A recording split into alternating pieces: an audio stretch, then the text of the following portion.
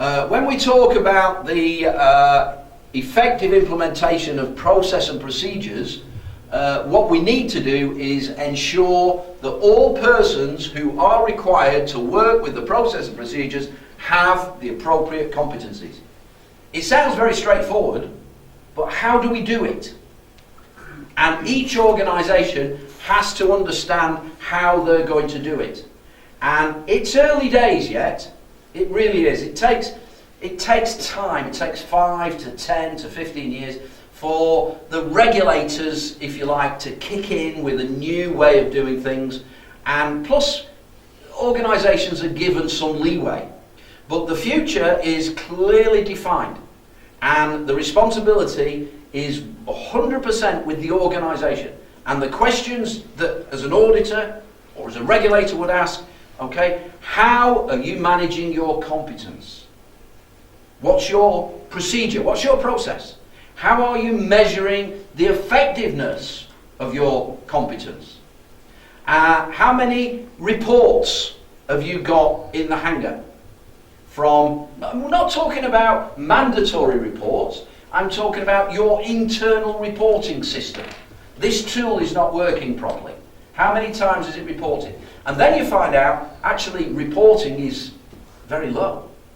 So you get a group of guys together and you say, so, who has put, not mandatory, I'm talking about small reports. Who has put a small report in about something that's not right in the hangar in the last 12 months?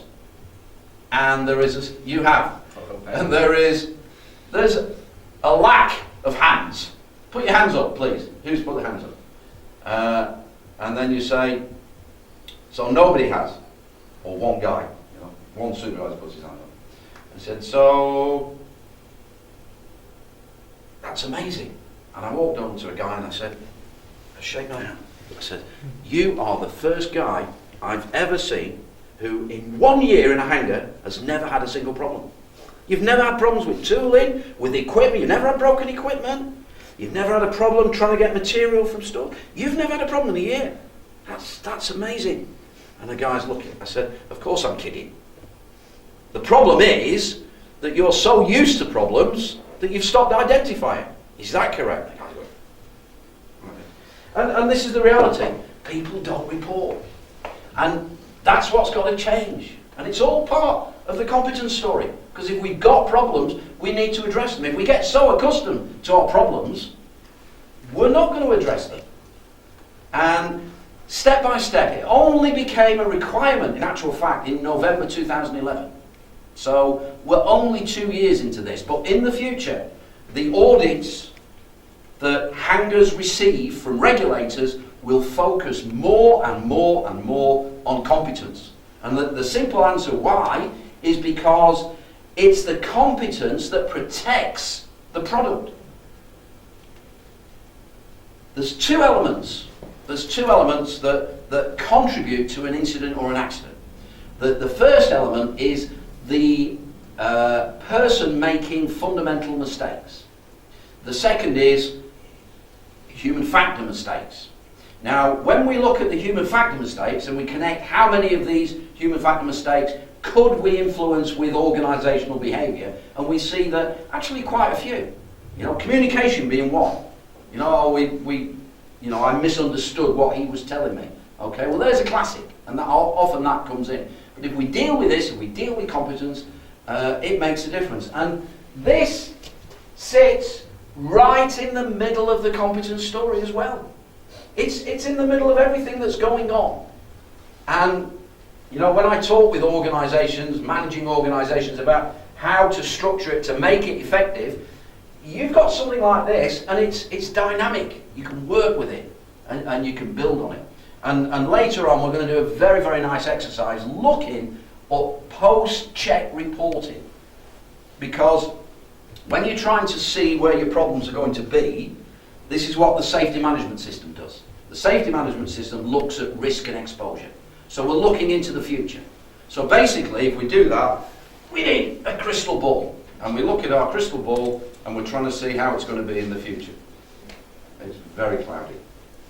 Whereas, at the end of a maintenance check, if we've gathered the data, we can very, very easily ask ourselves a number of questions. How many hours did it take to do this maintenance check? How many man hours have we actually used to do this maintenance check?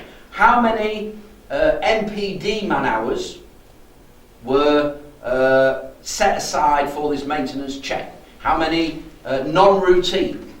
How many additional items? And we can start to understand where our time has gone, because time is money. Every hour is money. If we are selling our services by fixed price, then we're impacting our potential to generate a profit.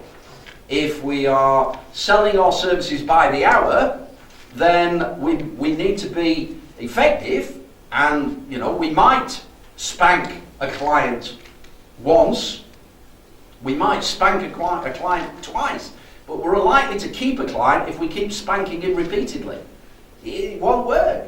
If you get upset because you think you've been overcharged or the service is below what you expected, you're gone. You're somewhere else. And so it directly impacts the business.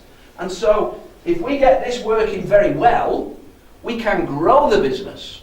If we are coming in every day to work wearing our fireman's uniform, then we're not going to grow the business. We're just going to deal with, where's the fire today? Oh, well, that's aeroplane's got to come in the hangar, it's got to have this, it's got to have that. There's the fire. I didn't know about that. Oh, yeah. It's here. We organised it last week. You didn't tell me. And so on and so on and so on. An essential element is structured and documented systems to manage competencies throughout the organisation. It's a biggie. And everybody that works within the production planning department should have their competency supported and managed. And remember what I said, I am an incompetent pilot. And so when we say I'm not competent, what we've got to do is disconnect it. It's not an insult. Why did you punch him? He told me I was not competent. But what he's identifying is that you need training on company procedures and you need some specific training in the job. That's all. It's not a negative, and people believe, or there is a perception, that competence assessment in somehow is a big negative. And I said it's not. I said it's an opportunity, because part of the competence assessment process is a training needs analysis. Means you're identifying what training people need. And an organisation that is not delivering training is basically storing up problems for tomorrow.